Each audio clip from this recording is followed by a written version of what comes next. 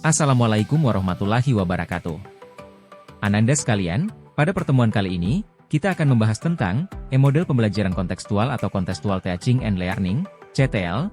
Sebelumnya kita jelaskan terlebih dahulu pengertiannya menurut para ahli.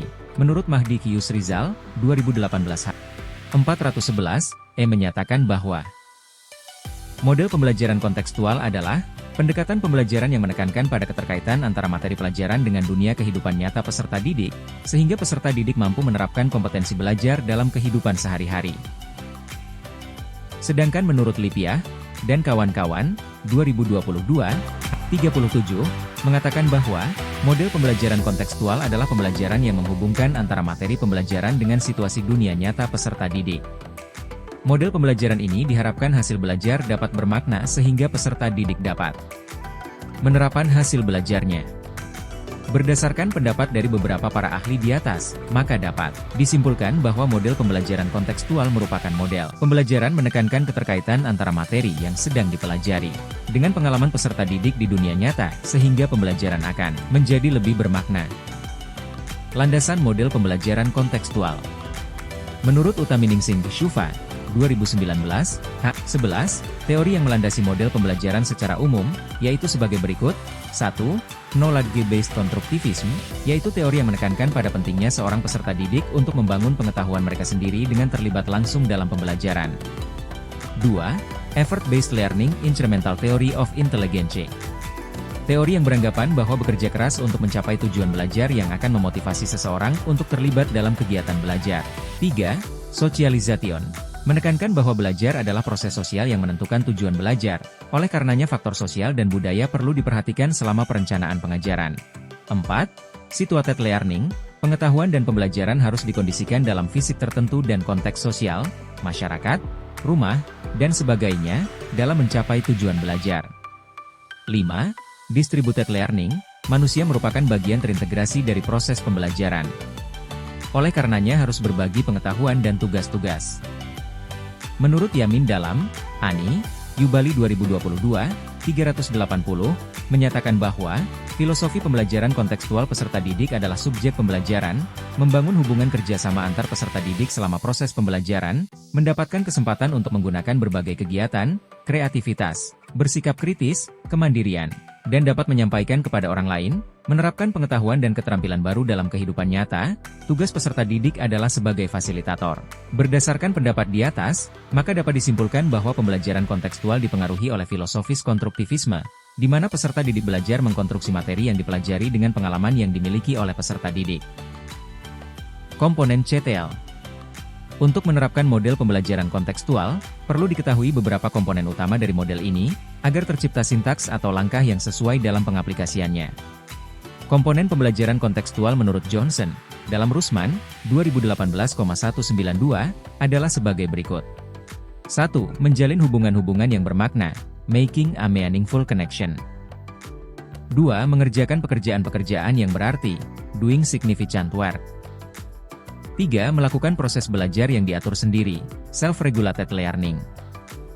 4. Mengadakan kolaborasi, collaborating. 5. Berpikir kritis dan kreatif, critical and creative thinking. 6. Memberikan layanan secara individual, nurturing the individual. 7. Mengupayakan pencapaian standar yang tinggi, reaching high standards. 8. Menggunakan asesmen autentik, using authentic assessment. Sedangkan komponen-komponen pembelajaran kontekstual. Menurut Saifuddin Berdiati, 2016, menyatakan bahwa terdapat 7 komponen dalam pembelajaran kontekstual di antaranya. 1. Konstruktivisme, konstruktivis. Konstruktivisme adalah konsep dasar berpikir melalui pendekatan pembelajaran kontekstual. Pandangan konstruktivisme menyatakan bahwa pengetahuan dibangun oleh manusia sedikit demi sedikit melalui sebuah proses. Dalam prosesnya, peserta didik membangun sendiri pengetahuan yang ada dalam pikirannya. 2. Inquiry. Inquiry merupakan bagian inti dari kegiatan model pembelajaran kontekstual. Proses inquiry artinya proses pembelajaran didasarkan pada pencarian atau upaya pembuktian melalui proses berpikir secara kritis dan kreatif. Dengan adanya upaya menemukan, memberikan penegasan bahwa pengetahuan, keterampilan, serta kemampuan-kemampuan lain bukan dari hasil mengingat fakta-fakta, tetapi hasil dari menemukan sendiri. 3. Bertanya, questioning. Bertanya adalah suatu strategi utama dalam pembelajaran kontekstual. Pelaksanaan unsur bertanya dalam CTL harus difasilitasi oleh guru. Tugas guru adalah membimbing peserta didik melalui pertanyaan untuk mencari dan juga menemukan hubungan antara konsep yang dipelajari dengan kehidupan nyata peserta didik. 4. Masyarakat belajar, learning community. Guru disarankan untuk selalu melaksanakan pembelajaran dalam kelompok-kelompok belajar. Contohnya, peserta didik dibagi menjadi kelompok-kelompok yang anggotanya heterogen. 5. Pemodelan, modeling. Guru bukanlah satu-satunya sumber belajar bagi peserta didik. Dengan kelebihan dan keterbatasan yang dimiliki oleh guru, akan memiliki hambatan dalam memberikan pelayanan sesuai dengan keinginan dan kebutuhan peserta didik yang heterogen. Oleh karena itu, adanya pemodelan dijadikan sebagai alternatif untuk mengembangkan pembelajaran peserta didik dalam memenuhi harapan peserta didik secara menyeluruh dan membantu mengatasi segala keterbatasan yang dimiliki oleh guru. 6. Refleksi, reflection. Refleksi adalah cara berpikir tentang apa yang baru dipelajari atau berpikir ke belakang tentang apa yang sudah dilakukan ketika proses pembelajaran. Pada saat refleksi, peserta didik diberikan kesempatan untuk mencerna, menghayati dan melakukan diskusi dengan dirinya sendiri, learning to be. 7. Penilaian autentik, authentic assessment. Tahapan terakhir dari pembelajaran kontekstual adalah penilaian autentik. Penilaian adalah proses pengumpulan berbagai data dan informasi yang dapat memberikan gambaran perkembangan belajar peserta didik. Data dikumpulkan dari kegiatan nyata yang dikerjakan peserta didik pada saat melakukan pembelajaran.